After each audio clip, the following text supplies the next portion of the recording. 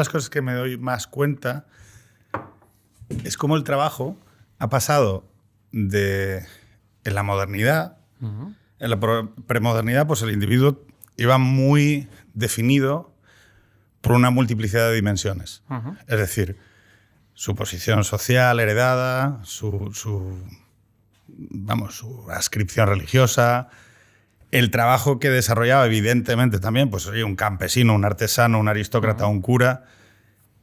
Eso hacía que tenía mucha menor libertad a la hora de poder definir su destino. O sea, el propósito que ocupaba, el telos comunitario le decía qué propósito tenía que tener él, ¿vale?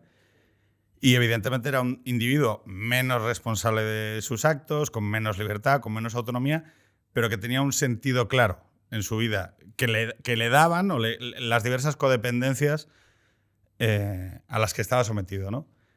Claro, en la modernidad de los últimos 200 años, pues oye, llega el momento en el que el capitalismo, los sistemas productivos, pues te permiten ganar mucha más autonomía, el individuo se va desarrollando, quiere ser esto, quiere ser lo otro. Las codependencias que no estén vinculadas al Estado, a la política, a la ideología o al mercado, a lo productivo, empiezan también a debilitarse y a mandarse a la esfera de lo privado, ¿no? Esto a lo privado. O sea, empieza a crecer esa esfera. Claro, y también pasa una cosa. El individuo empieza a ser mucho más responsable de sus propios actos. Como dice Bruckner, mucho más también responsable de su propia infelicidad, porque ningún Dios es tan severo como nosotros mismos con nuestras decisiones. Después de esta larga introducción, perdona, pero es que vengo precisamente por el trabajo, vengo azotado, ¿no? Claro, pero pasa una cosa. También lo productivo en este esquema, y sobre todo durante los últimos 30 años con el triunfo de la globalización y lo liberal, ha acabado definiendo como el único propósito verdadero del individuo aquel que se define a través de lo productivo. Es decir, cuando, además lo hacemos desde la más tierna infancia, ¿qué quieres ser? De mayor. Quiero ser la tecnología productiva y que esa tecnología productiva sea lo que me presente ante el mundo, ¿no? Y entonces decimos, quiero ser periodista. O quiero ser... Cuando el periodista es una profesión. Que es una tecnología, no dice nada en realidad de quién somos, del verbo ser, ¿no? Entonces, claro, la cuestión es esa. Lo único que se ha ido volviendo cada vez más robusto, más intenso, más demandante en emociones es el trabajo, es lo productivo. Y sin embargo yo hago una pequeña enmienda. David, el trabajo no te debe dotar de sentido. Si fuera... A mí es que me gusta hablar en plural del sentido, ¿vale? Cuando se habla del sentido de la vida, el problema, la mayoría de las veces, es que se habla de un sentido, ¿no? Que lo acapare todo. Y al final quizás funcione como acumulación de sentidos, ¿no? Entonces yo creo que es un sitio donde puedes obtener sentido, por ejemplo, de pertenencia, ¿vale? Por ejemplo, de la profesionalidad en sí, ¿no? Es un acto civil. O sea, tú cuando estás trabajando estás contribuyendo a la sociedad. No viéndote como poniéndote el escudo, en este caso no me refería a pertenencia en el escudo de Mercedes o de Coca-Cola, ¿no? Pero el hecho de que trabajes y que hagas algo por los demás, siempre he defendido que es tu primera contribución civil. La ciudadanía primero es hacer bien tu trabajo. No votar y salir con pancartas, que también, esos son derechos, ¿no? Pero tu primer deber quizás sea hacer un buen trabajo. Con lo cual, en ese sentido, sí puedes conseguir sentido. El mismo que conseguía un artesano, aunque el artesano ya venía, como tú has dicho, con las instrucciones dadas, ¿no? Y nosotros no tenemos instrucciones y ese es el problema. Yo creo que cuando abres la paleta de sentidos al plural, puede ser un sitio. Lo que es mala idea que esté todo ahí. ¿Vale? Mala idea que esté todo ahí. Claro, es como lo de I don't put all my eggs in one basket, ¿no? Es un poco arriesgado. Claro, pero fíjate cómo en la cultura dominante, ¿vale? Lo único que sigue manteniéndose fiero porque son demandas del mercado y del mercado laboral. Hoy, si en los años 50 una mujer bien debía ser una ama de casa que se quedara en casa cuidando a sus numerosos hijos y cuidara de la familia, hoy el éxito en la mujer se proyecta a través de, bueno, el éxito profesional, es decir, el consejo de administración, la carrera STEM, el ascenso, el progreso. Y eso actualmente ya pasa a izquierda y a derecha. Sí. Ya no hay una visión ideológica, hay una visión adversa entre una izquierda anticapitalista. No, todos somos capitalistas y por lo tanto todas las interpretaciones del éxito son concurrentes. El éxito es el éxito laboral. Entonces, reconozco que en la sociedad, si tú hablas de sentidos, puedes reconocer que no hay una única manera de realizarse o de dotarse de sentido, pero a día de hoy la cultura dominante no te traslada eso, lo que te traslada es que el éxito es el éxito profesional y que es el éxito profesional tanto para hombres como para mujeres. Es más, lo que se identifica como éxito en la mujer hoy es que alcance el nivel de grado de éxito laboral que tienen los hombres. Y yo me permito impugnar eso. ¿En qué sentido? Nosotros sabemos que en la escala de ascenso laboral hay unos segmentos de dirección que están reservados a unos caracteres muy determinados de la naturaleza de la persona. Y no son precisamente los más sanos o los que producen más bienestar. Esto lo compartimos. Completamente. Además, no desde la teoría ética, ¿no? Yo he trabajado 20 años en una multinacional y puedo confirmar que digamos que la psicopatía tiene una ventaja competitiva para llegar arriba. Yo creo que esa es una de las razones por las que no llegan las mujeres. Ya no es una cuestión tanto de discriminación abierta como de un juego al que a ellas no les interesa. Y está bien que no les interese. En cuanto a lo de si ya hemos llegado... Está bien que no les interese porque porque la virtud no está ahí. No, sin ningún lugar a dudas. Porque no es, o sea, yo creo que la discriminación ya no consiste en una serie de varones reuniéndose, frotándose las manos y diciendo a esta tía no la vamos a dejar entrar. Consiste en un ámbito, en un ambiente mucho más agresivo, en lo que la gente de tu confianza son precisamente la gente que está alrededor tuya porque ese juego no les interesa a las mujeres. Con lo cual ellas se quitan de en medio. Tenemos que ayudar a que haya menos testosterona en los comités de dirección, sin duda, porque yo creo que es uno de los problemas. Pero no por un complot, sino porque realmente ese juego ha llevado a cosas como la crisis 2008. Y ahí sí te doy un punto de esperanza. La gente joven ha vivido la caída del sistema y le ha visto las tripas al sistema, ¿vale? Y de hecho la gente joven, como tú sabrás, si entrevistas a gente de 25 o 30 años, ya te llega en muchos casos diciendo aquí cuando se entra, aquí cuando se sale, las vacaciones como son. Y eso no es solo un aburguesamiento, sino que ellos le han visto la cara mala al bicho, en dicho momento. Y cada vez hay más gente. Yo creo que toda la polémica que hay detrás de Feria, Nairi Simón, etcétera, va en este sentido. Gente que dice, aquí nos han engañado. Bueno, es que fíjate, sobre todo del engaño, es curioso porque esta semana ha habido como varios mensajes por parte de una izquierda así que accedió pues, un poco a caballo de la ruptura del sistema a partir del 2008, que ahora le dicen a Nairis o a cualquiera que diga, oiga, yo quiero estabilidad laboral, quiero tiempo para formar un hogar, quiero la posibilidad de tener hijos y cuidarlos, quiero vivir en una serie de codependencias, les dicen, no, usted es un reaccionario que idolatra el pasado. Y pensando, joder, macho, pues eso es lo que tengo yo. Quiero una casa en propiedad. Bueno, oiga, pues sí, pues como yo. O sea, claro, ese sano escepticismo sobre que lo productivo y su movilidad nos permita realizarnos en todo momento y situación, a mí me parece importante ponerlo encima de la mesa. Yo soy del 80. A nosotros se nos vendió una matraca de que emigrar, la opción por defecto de la inmigración era buena. Sí. Hay que saber todos inglés y hay que estar dispuestos a coger el petate e irse. Y yo tengo la sensación de que esa matraca se proyectó en un determinado momento, pero es falsa también. Es decir, emigrar puede estar bien para una gente, pero para otra gente, escindirte de tu comunidad de descripción, de tus familiares, de la gente que conoces, de la familiaridad del idioma, del clima, del entorno y la comunidad que te es propia, es un desgarro. Es una escisión de tu ser.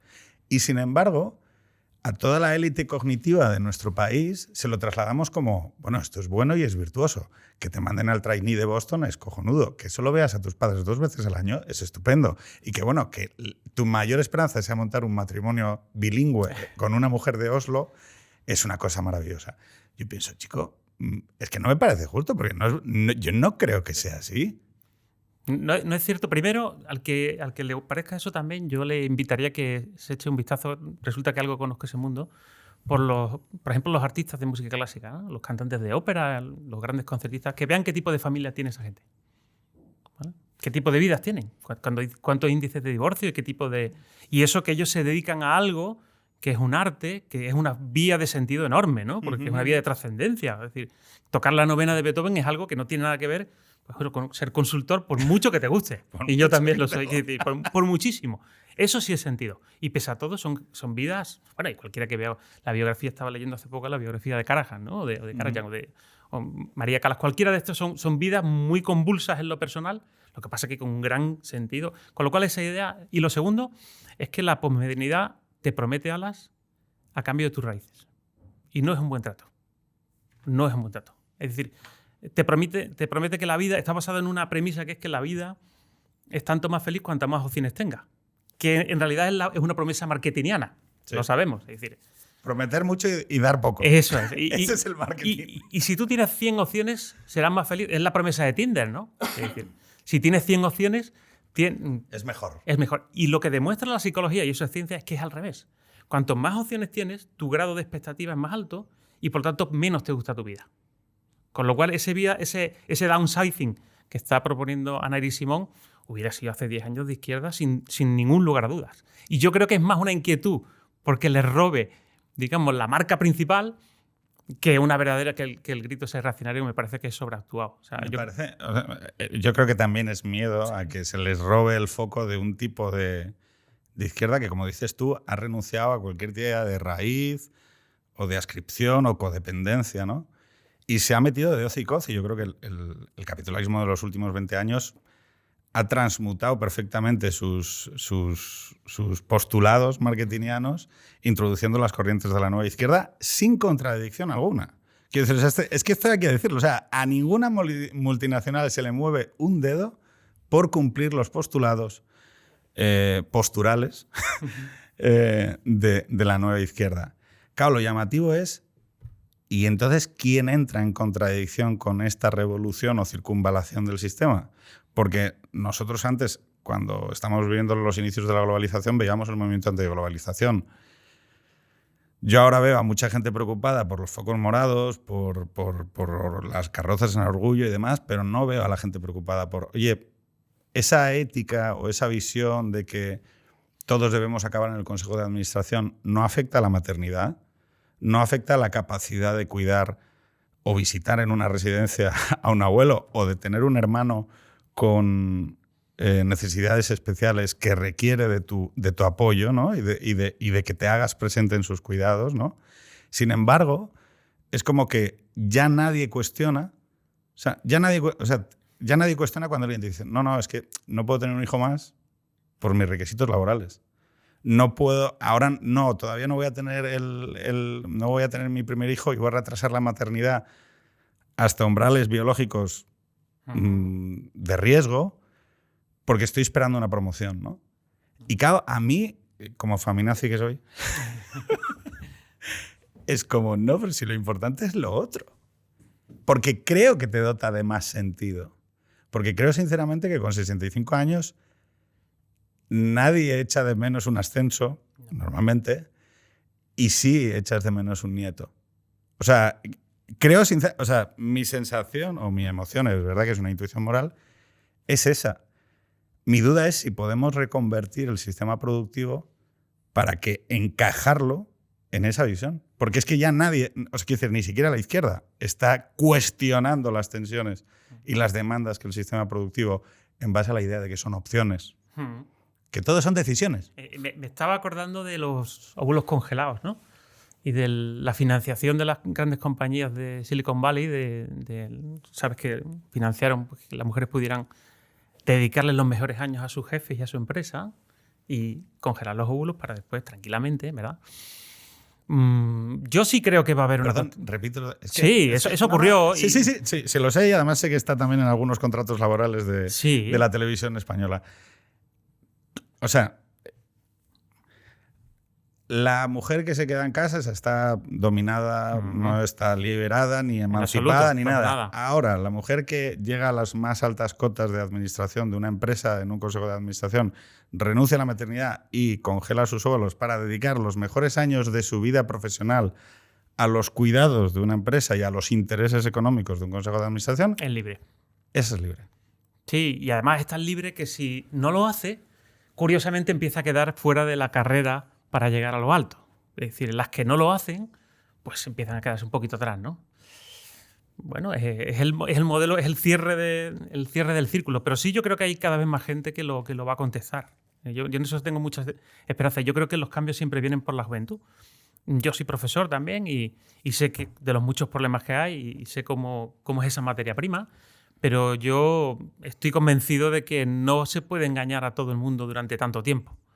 Y sí empieza a haber una cierta reacción. De hecho, creo que ser un poco en este sentido hiperprogresista, hiperliberal de izquierda, hace tiempo que ya no es sexy.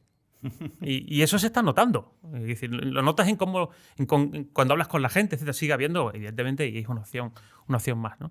Yo creo que habrá una vuelta a esos sentidos, pero no por una razón ideológica, sino antropológica. Es decir, el otro día hablamos de las posibilidades de Occidente, que Occidente sucumbiera ante el modelo chino, está el modelo ruso, etcétera, etcétera, ¿no? ¿Cuál es la ventaja que yo le veo al modelo occidental, que en realidad es muy oriental al ser cristiano? Que está en la verdad, que está en lo bueno. Quiero decir, siempre puedes perder si no tienes lo suficiente ejército, supongo, y desde luego no es algo que vaya a ocurrir solo. O sea, podría fastidiarse para siempre, seguro, pero va contra natura que las personas trabajen para otras personas para ganar dinero, para comprar cosas. En el sentido de que es algo increíblemente moderno. Como tú sabes, tiene poquísimos años. Claro. Es decir, y toda nuestra biología es muy social y es muy emocional. El ejemplo clásico científico es el juego del ultimátum, ¿no? Lo conoces, ¿no? Sí, sí. Gente que hace, oye, tienes que repartir $100 entre tú y otra persona, tú decides, y la otra persona, si es justo, le parece bien, y si no, anula para todos, ¿no? Y eso no se cumple a 99 contra 1. Sí, sí. O sea, que la gente prefiere perder, Claro. a pesar de que el horizonte sea perderlo todo, Claro. a vivir una situación injusta. Sin duda. Y nosotros entendemos que se está viviendo una situación injusta. Hay que añadir también otra cosa, la transformación de la fuerza laboral y del trabajo que se está operando desde el siglo XX al siglo XXI. Nosotros sabemos que hay una nueva economía, vamos a decirlo así, ¿no?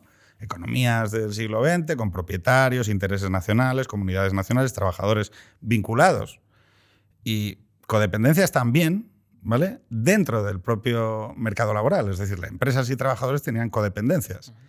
Había lugares de trabajo, oficinas.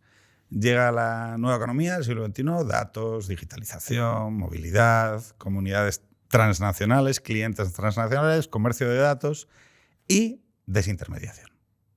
Desintermediación bestial en los servicios y también desintermediación laboral que permite ahorro de costes laborales y protección social al trabajador. Es decir, muchos de los buscadores de oro contemporáneos de la nueva economía, del Big Tech, son chavales educados en universidades de élite internacional con morales muy concretas, muy cosmopolitas, muy poco pegadas a cualquier tipo de comunidad, muy poco sensibles a la corresponsabilidad de una comunidad nacional, ¿vale? Que desintermedian servicios y derechos laborales y crean nuevas categorías laborales. Es decir, quizá cuestiones que ya existían en los medios de comunicación, como los falsos autónomos y demás, ellos las agarran, las incorporan al nuevo mercado laboral y crean una condición de no trabajador. Nómada laboral, vamos a decir. Sí, o sea, una especie de persona que provee, que presta su fuerza, en algunos casos incluso de sangre, es decir, que están en las intersecciones de todas las zonas céntricas de las capitales europeas, esperando con sus bicicletas y vespinos a que la clase media pida comida para llevar en sus casas, ¿vale? Y entonces esas personas se convierten en el apéndice de sangre de nuestras aplicaciones de móvil. Y esas personas, esos no trabajadores, se relacionan con un algoritmo, no se relacionan con un jefe, se relacionan con algo indeterminado, vamos a decirlo así. Claro, tú decías que el trabajo dota de sentido, pero el trabajo que tiene esa persona es el mismo. No estoy... O sea, estoy diciendo... nos abstraemos de la situación concreta y preguntamos, ¿una persona que se incorpora a esos fenómenos productivos es una persona que puede acceder a las mismas dotaciones de sentido en comunidad que tú y que yo? Sin duda que no. Aunque no todo el sentido viene de la comunidad, también viene el sentido de que entiendas de que haces algo, que haces un bien a la sociedad, que entiendas que participas en un producto donde te relacionas con otras personas y haces algo. Y eso es un apéndice, ¿vale? Y es muy difícil, siendo un apéndice, encontrar sentido. Con lo cual, es verdad que digamos que la tecnología es la que ha revolucionado la velocidad de todo esto, porque la tecnología te aísla. Es decir, no es ninguna casualidad que cuando estamos más conectados que nunca haya más soledad que nunca, que haya más consumo de opiáceos, que haya más suicidios. Es decir, evidentemente hay algo, un nuevo elemento, que además el ser humano hasta ahora ha sido muy neopanglosiano, vamos a decir. Siempre ha pensado que la innovación solucionaría sus propios problemas, pero eso era cuando la innovación era tipo revolución industrial 1 o 2. Ahora estamos tan rápido que estamos creando cosas para las que socialmente no nos da tiempo a coger resuello, ni legalmente. O sea, aquí el problema es que el cerebro que crea cosas, y el ser humano va a crear siempre algo, siempre que pueda. Tú lo sabes. Sea bueno o malo, porque nosotros tenemos esa necesidad de hacer, ¿no? Empezamos a hacer cosas a una velocidad tal que no las podemos asimilar muchas veces ni siquiera en el uso. Estoy pensando en la Google Glass, por ejemplo, ¿no? O sea, es estupendo, pero es que no nos da tiempo. O sea, ya llega lo siguiente, ¿no? Y no nos da tiempo. Y en el punto ético, creer que las innovaciones se van a solucionar por sí solas una vez que se ha desacompasado los dos ritmos de crecimiento es una absoluta ingenuidad. Fíjate, yo añadiéndote a eso, claro, los gobiernos, ¿no?, de que las comunidades nacionales se van a ver en la disyuntiva de decir, oye, es que yo, entre la digitalización, la robotización y los nuevos modelos laborales, donde hay una ruptura entre la sensación de codependencia entre empleado y empleador, tengo que articular medidas. Y tengo que... Bueno, claro, hay intentos, Errejón, con el tema de la semana laboral de 4 días, vamos a repartir el trabajo, porque, ojo, a la gente le puede parecer de coña, pero Errejón ha tocado 2 temas, el tema de salud mental y el tema de la jornada laboral de 4 días, que me parece que son... Pueden parecerte una ingenuidad, pero son un intento de abordar un par de cosas que hay que empezar a tocar. Y ya cada uno que proponga lo que quiera. Pero es decir, oye, es que yo me voy a... Tú y yo, mis hijos, van a convivir en clase con gente que no va a haber tenido acceso a un mercado laboral normalizado como el que yo viví. Y entonces una de dos. O aceptamos que 1/3 de la población va a estar en una situación que ya no va a ser de anormalidad, va a ser de normalidad, solo que diferente, ¿vale? ¿Cómo lo abordamos? ¿Qué hacemos? ¿Creamos rentas universales? ¿Creamos mecanismos de apoyo? ¿Creamos estados del bienestar acelerados, que corran a proteger a esas personas? Lo que no podemos hacer es pensar que eso va a salir solo, porque eso que podríamos aspirar a que los lazos no intermediados por el Estado ni el mercado de las familias hicieran de colchón amplio, como han hecho en cualquier otra transformación económica, y esto en Asturias, las familias de los mineros hicieron de colchón intergeneracional, ¿vale? Pero es que, claro, en un momento en el que las familias se reducen, en el que hemos apostado por la movilidad de los trabajadores y en el que al mismo tiempo cada vez hay menos trabajo dotador de sentido, ¿vale? El pifostio que estamos comprando es, oye, ¿cuál es la postura ética respecto de ese otro? Porque yo puedo pensar, bueno, esto ya lo solventará el mercado. No, el mercado está encantado de ir haciendo recrecer los servicios que ofrece mediante ese modelo y va a seguir ampliando. Quiero decir, lo que tú hoy ves tan extraño porque es un otro al que no te sientes unido, quizá esa tecnología dentro de 10 años te convierta a ti en un trabajador discapacitado. Puede ser. Por el cambio tecnológico. Por lo tanto, ¿cuál es la postura ética con la que debemos afrontar este cambio tecnológico? Yo diría 3 cosas. Primero, envido más a lo de Errejón y a Górdago. Tenemos que empezar a pensar que hay gente que nunca va a trabajar. O sea, ya están haciendo gente, ya hay gente viva que nunca va a trabajar, ¿vale? Porque antes y eso yo creo que todo el mundo lo entiende, cuando alguien se quedaba fuera de la vía oficial, no era un buen estudiante, tal, incluso aunque delinquiera un poco. Luego siempre había aquello de que era un buen trabajador y el hombre le echa ganas o la mujer le echa ganas, etc. Eso ya se acabó. O sea, de aquí a unos pocos años habrá gente que ya sabremos que con 14, 15 años nunca va a trabajar. Por decisión propia, por factores socioeconómicos, o sea, no se trata de victimizar a nadie. Será una mezcla como todo lo que ocurre en la vida porque nunca es nada fijo, ¿no? La segunda cosa que tenemos que recordar es que la economía no es más que un subconjunto de la ética. Y esto no es una cosa romántica. Es decir, la economía es la ciencia que estudia cómo se satisfacen necesidades con recursos finitos. Solamente eso, y todo eso. Y por lo tanto hay una Y por fuerte lo tanto, condicionante político, ético, sí, las normas de la polis. Claro, la ética de la polis, exactamente. Es decir, todo esto que hacemos, ir a trabajar, comprar, solamente es para que tú y yo y los demás tengan una buena vida. Si no, no tiene sentido.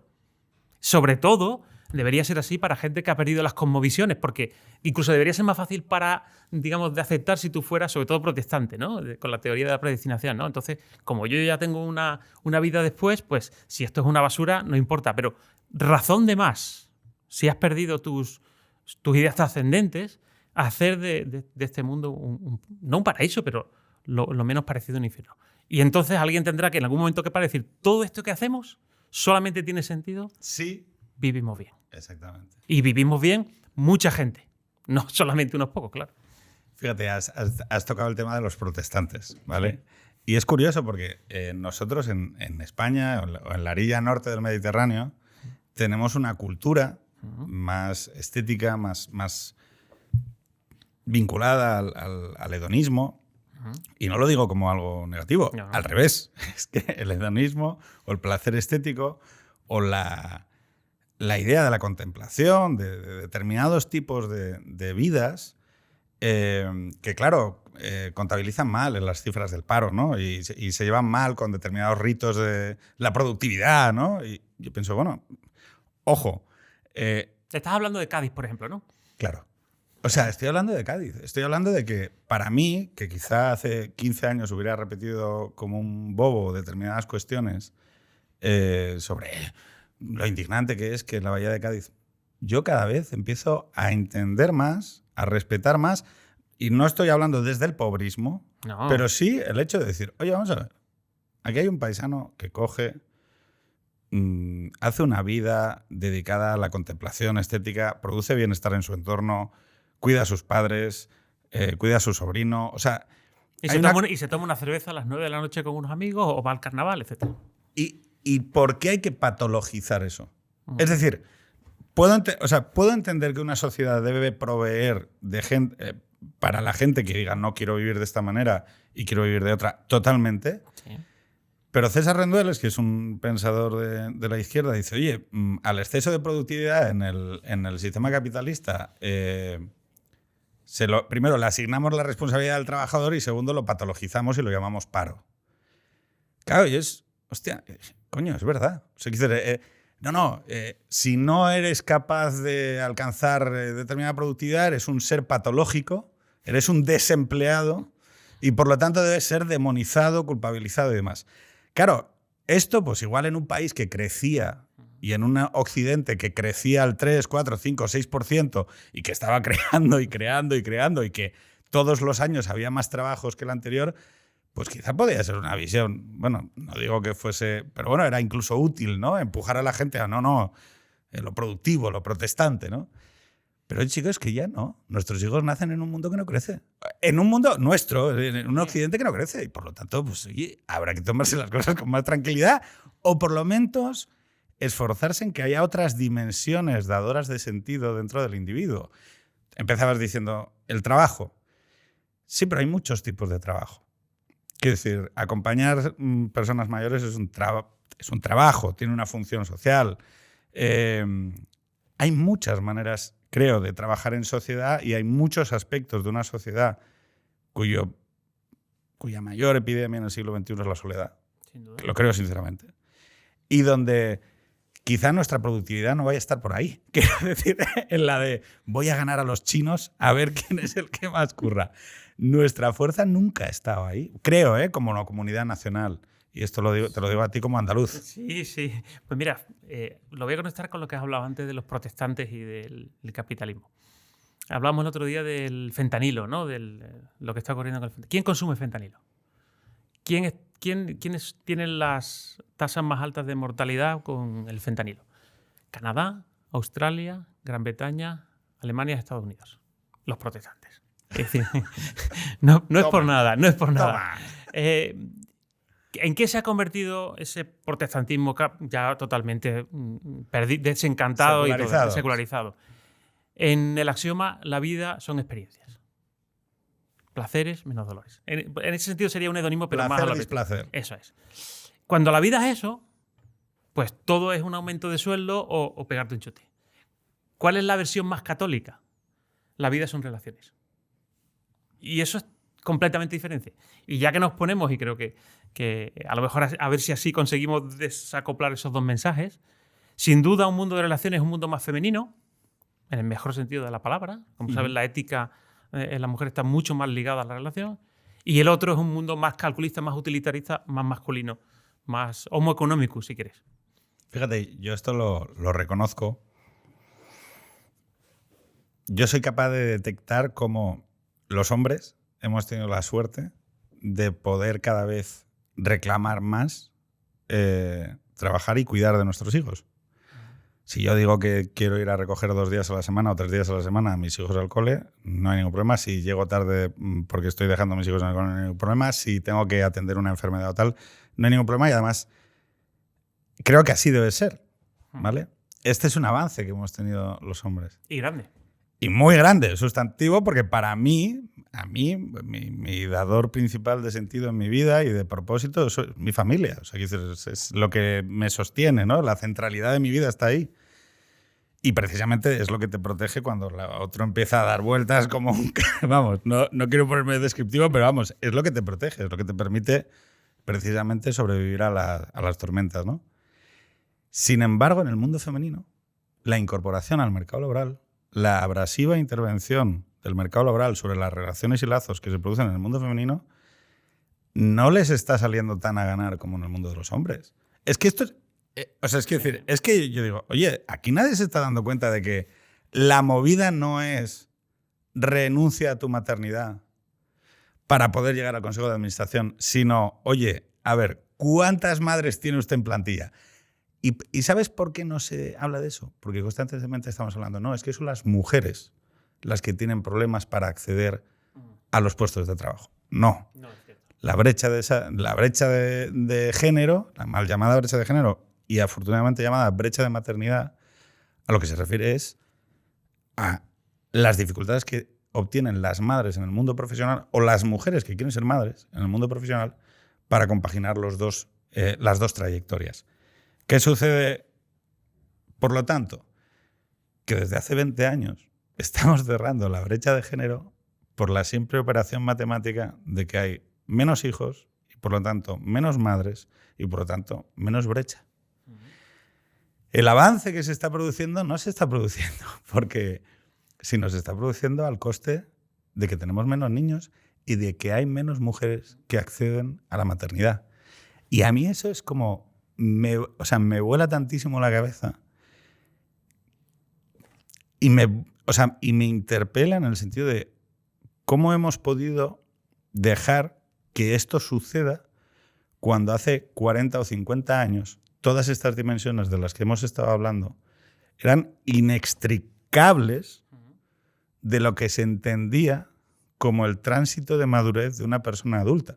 Es decir, un adulto tiene que ser capaz de crear un hogar, de tener una casa, de tener una pareja estable y de tener hijos. Esa era la definición de un adulto hace 50 años. Y contrastábamos el trabajo también por la robustez de esos términos. Es decir, el trabajo estaba limitado porque el trabajo debía permitirte esas cosas. Hoy, ante la multiplicidad de opciones, el trabajo, bueno, pues con 30... Hace 2 horas vi a una chica que ponía en Twitter tengo 29 años y estoy aplicando a una beca, a un puesto de becaria. Y claro, yo decía, joder, eres un adulto. Y yo hay una definición clásica que digo, si no te permite formar un hogar, si no te permite tener una casa, si no te permite mantener una pareja estable y cuidar hijos, no es un trabajo, es un hobby. Pero ya no, porque son decisiones voluntarias. Esa chica está decidiendo aplicar con 29 años ese puesto de becario como una persona en libertad y voluntariamente. Y yo pienso, no. Y además, en la práctica es absolutamente falso. Y creo que tengo una prueba abrumadora. Durante muchos años hemos dicho que las mujeres no podrían o no querían ser directivas porque hay que viajar mucho, echarle muchas horas, tal. Las empresas han cerrado con el confinamiento. O los directivos estaban solos ellos allí, en las oficinas. Nadie pregunta estas cosas, ¿no? ¿Qué ha pasado? No hacemos más que decir que no, es un trabajo muy sacrificado, muy agresivo. Todas esas empresas se han mantenido en pie. ¿Qué pasa? ¿Su trabajo no era importante? ¿O es que a lo mejor se puede hacer de otra forma? Y que solamente lo vestimos de todas esas características para protegerlo. ¿Vale? Y no te metas a futbolistas, no, porque es muy difícil, ¿no? Y ya meto yo a mi niño a ver si llega a él, ¿no? Es decir, hemos tenido un caso práctico que no podemos dejar pasar sin quedar como idiotas, de la cantidad de mentiras que se dicen sobre el tremendamente agresivo y tal mundo de los directivos. No ha pasado nada. No ha pasado nada. Segunda derivada. La juventud del siglo XXI es completamente distinta de la anterior. Y ya hay cosas que es más difícil engañarla. ¿Vale? Y si estamos diciendo que cada vez menos gente va a trabajar, la gente que va a trabajar va a ser una gente con la cabeza, yo entiendo, más amueblada, más creatividad. O sea, vamos a un modelo de ser humano. No estaría más también que abandonáramos lo de recursos humanos, ¿verdad? Sería una buena señal. De acuerdo. Sería una buena señal. Vamos a un ser humano Recursos humanos complejo que requiere un tipo de liderazgo y un tipo de gestión muy sensible. Y eso lo vamos a hacer a base de hacer el tipo de dirección de antes al que las mujeres no llegaban porque era echarle horas, hacer mucho tal, hablar de fútbol a partir de las 8:30, las 9 de la noche, para ver si los niños ya estaban... En fin, todas estas cosas que todos hemos vivido, ¿no? Yo creo que estamos ante la oportunidad de ver que hay un gran mito detrás de los puestos de responsabilidad. Se puede hacer una vida perfectamente normal y, de hecho, yo creo que una de las cosas a las que tienen gala ciertos políticos, digamos, de la más progresista, postmoderno, es a que son gente que va en bicicleta, llega a su casa, cuida a sus niños. Bueno, pues yo creo que no hay ninguna dificultad en ese sentido. Fíjate, vamos a ir acabando, que yo ahora me tengo que ir volando a mi trabajo sí. Y me voy a perder el poder hablar contigo con calma. Y te pido disculpas porque hemos empezado tarde, también por culpa de mi trabajo, y voy volado de un lado para otro, o sea que fíjate qué contradicción. Pero una de las cosas que me llama más la atención de esta nueva visión sobre el trabajo que creemos o esperamos que tengan esas nuevas generaciones, esos chavales de 20-25 años, que empiecen a reclamar rápido, o sea, que el trabajo les permita crear diferentes dimensiones del individuo, cuidar, entrar en codependencia, es que esos jóvenes no reciben hoy contradicción alguna por el sistema en el que viven. Yo nací en un mundo en el que existía una alternativa al capitalismo imperante. Y bueno, estaba ahí. Punk.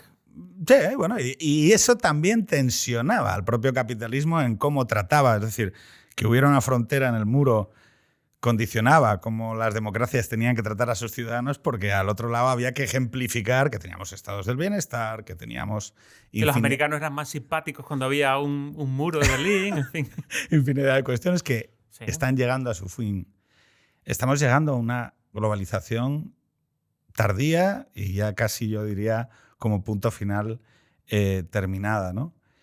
Y yo veo que seguimos todavía... inculturados en esa visión de esa pequeña élite internacional de másteres de negocio internacional que habla en inglés, single bilingual, que decía la canción de Pet Shop Boys, ¿no? de áreas en los aeropuertos, de gente que es muy móvil, que va a hacer proyectos a Arabia Saudí, que luego va a Boston, que luego se cambia a Israel, que tiene un apartamento en la City, ¿no? La duda es si esa es la clase dominante. La contestación al sistema que puedan hacer los jóvenes está muy limitada, porque hoy hemos dejado de proponer alternativas como un conjunto de pensamiento a este sistema. Tú has hablado antes de lo católico, ¿no? Y de cómo hay determinados modelos que quizá han llegado a una última circunvalación. ¿Por dónde? O sea, ¿tú crees que existe la posibilidad de modificar la orientación del capitalismo en su actual dirección? Sí, porque tú has hablado del poder de la dirección y hay otro poder que es el poder de la creación. Es decir, hay mucha gente joven que son los que van a traer los negocios y los que crean. ¿Vale? No solamente están los que mandan organizan, dirigen, todo eso es un trabajo que además se paga muy bien, como sabemos, pero luego están los que crean, los que hacen las cosas, ¿no? Los que hacen las páginas web, y los que nuevos programas, nuevos contenidos, y esa gente tiene el poder. Es decir, en Netflix, ¿quién tiene el poder? ¿El presidente, los directivos o los que crean? Y ese otro poder posiblemente diga, bien paré, ya he visto todo, he visto 2008, he visto una pandemia, creo que tengo que replantearme. Esa es mi gran esperanza, ¿no? Que todo este susto o sucesión de sustos, y seguirán llegando sustos, haga a la gente para decir, ¿para qué todo esto? ¿Cuál era el fin que tenía? Y si no lo recordamos, malo, pero podemos recordarlo. Yo fíjate que ya sabes que normalmente le pido a la gente que me recomiende un libro, una peli, un disco, una serie que responda un poco al tema de la conversación, ¿vale? Eso es lo último que te voy a preguntar, que es lo siguiente a esta pregunta, ¿vale?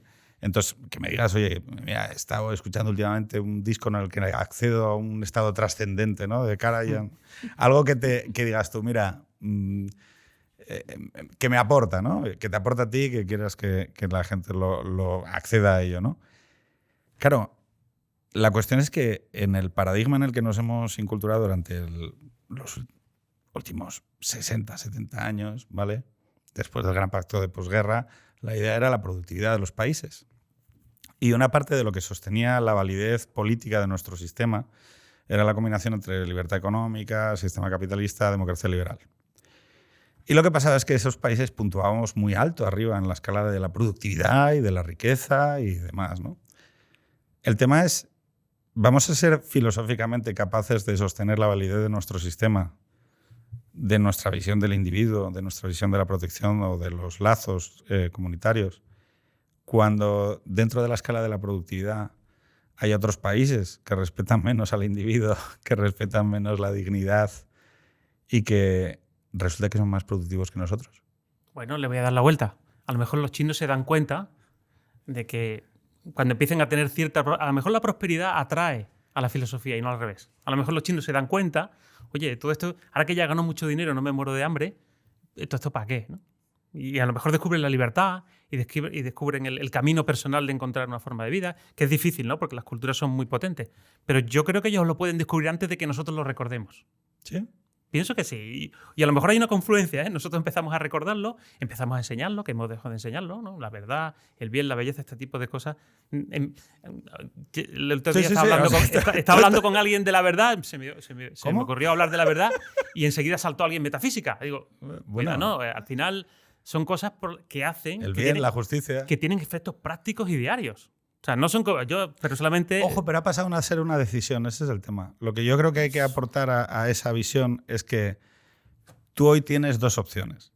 Puedes vivir en un mundo material, ¿verdad? Renunciando a cualquier metafísica, donde todas las relaciones son transacciones, donde tienes amigos que simplemente están pensando en acuerdos a largo plazo, en juegos de sumas y restas, donde el amor con tu mujer no existe, sino que es una asociación de intereses y una figura contractual que no tiene ningún tipo de componente elevado o trascendente. Alguien dijo amistad más sexo hace como 40 años. Perfecto. Pues ese mundo es una opción en el que puedes vivir. En el que puedes vivir. Malvivir. Bueno, yo no juzgo, como diría el otro, ¿no? O sea, pero vivir en un mundo en el que existe el amor, la confianza, donde cuando tú pronuncias un voto delante de la familia de tu mujer y de tu familia, ese voto tiene un componente trascendente para ti. Es decir, has juramentado algo y por lo tanto te atas a ello, independientemente de si es a través de un proceso religioso o laico. Pero te sientes atado a la palabra que das porque tiene un valor la palabra que das, o decir la verdad tiene un valor más allá de lo material. existe la verdad, la belleza, la justicia en el mundo. Todos esos elementos son, a día de hoy, vivir. Quiero decir, yo creo que existen. Sin duda. Pero vivir en un mundo en el que eso existe es una opción. Porque la moral comunitaria ya no te lo prescribe como opción por defecto. Perfecto. Por lo tanto, uno de los mayores gestos de rebeldía que existen a día de hoy sigue siendo afirmar que quieres vivir en un mundo en el que, por todas las razones materiales que vas a encontrar a lo largo de tu vida que te digan que no es verdad, por todas las veces que te va a demostrar el mundo que no es cierto, tú sigas afirmando que no, que el amor, la verdad, la belleza existe y que merece la pena vivir en ese mundo. ¿Qué obra de arte quieres recomendarle a la gente? Pues mira, yo además lo he hecho alguna vez el experimento con gente que ni siquiera le gusta la ópera. Hay Daniela Desi, es una soprano que cantó muchísimas cosas, pero digamos su especialidad era Tosca. Y hay un vídeo que además es accesible a todo el mundo, donde ella canta bis y darte y la canta haciendo un bis. Yo creo que, no sé si es en la Scala, porque para hacer un bis en la Scala ocurre casi 30 años, pero fue una cosa así de espectacular, ¿no? Es una mujer que murió poco después de cáncer.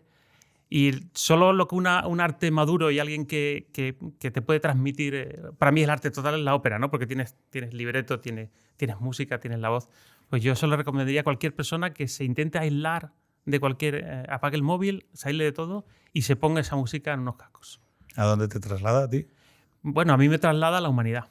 A mí me traslada, y con eso te lo cierro con un libro, al famoso libro de Cormac McCarthy, el Sunset Limited, no sé si lo has leído. No, de McCarthy algún otro un poco más desagradable, creo. Bueno, pues este es un libro donde se enfrentan dos cosmovisiones, que además viene a decir a lo que estamos hablando. Hay un señor blanco, no voy a hacer mucho spoiler, pero un señor blanco, que es un profesor universitario, con gran cultura, etcétera.